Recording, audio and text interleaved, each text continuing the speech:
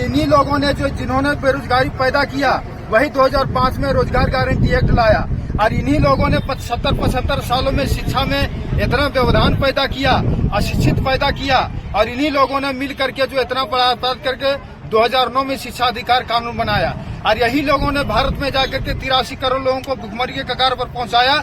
और इस बड़े अपराध को ढकने के लिए 2012 में खाद्य सुरक्षा कानून को बनाया, आंदोलन किया गया। तो यही प्रधानमंत्री ने, भाजपा के प्रधानमंत्री ने जो है सो यहाँ सुप्रीम कोर्ट में हलफनामा दिया कि हम जाति गणना नहीं करेंगे। लेकिन आज जाति गणना क्या, इसके अलावे भी अनेकों समस्या भारत में पैदा कर दिया गया है।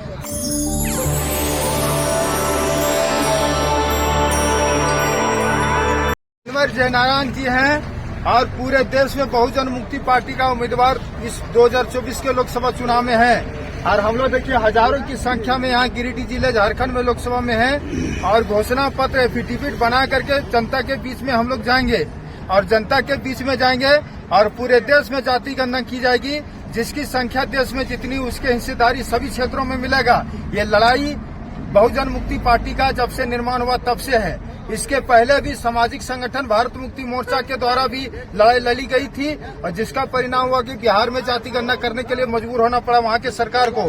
झारखंड में भी सरकार ने घोषणा किया, लेकिन अभी तक अमल में नहीं आया है।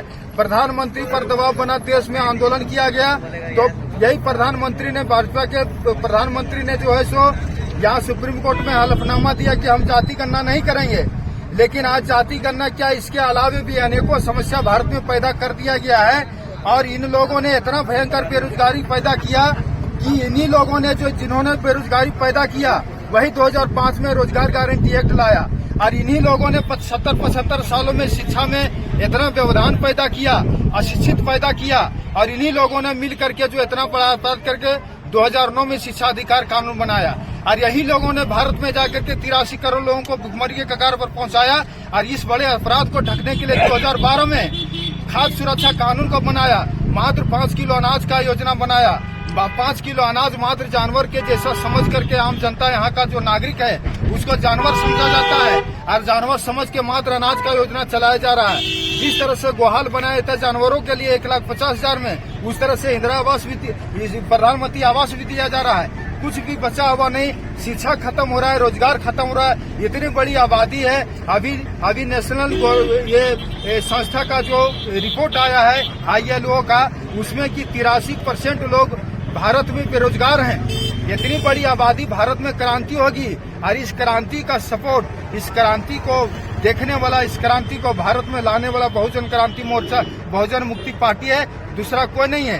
क्योंकि यही गठबंधन, महागठबंधन के लोगों ने साथ शासन में रहा है और 70-75 साल शासन में रह करके देश में गरीबी भुखमरी को पैदा किया है। वंचित समाज के लिए कुछ किया नहीं। अब कहाँ जाएंगे?